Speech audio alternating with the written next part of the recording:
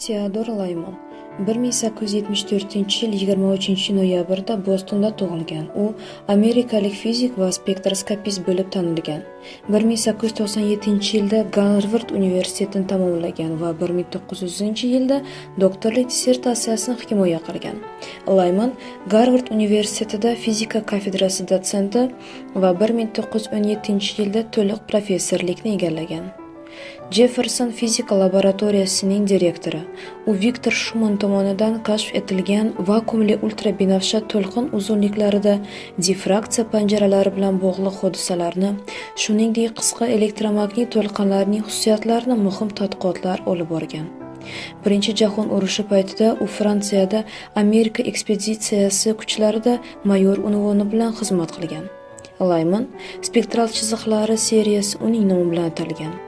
Oyning narigi tomonidagi Layman krateri uning sharafiga nomlangan.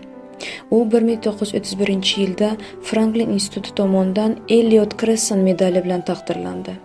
U Buyuk Britaniya Qirollik instituti va OSSA faxriy a'zosi edi. Theodor Layman 1954-yil 11-oktyabrda vafot etdi.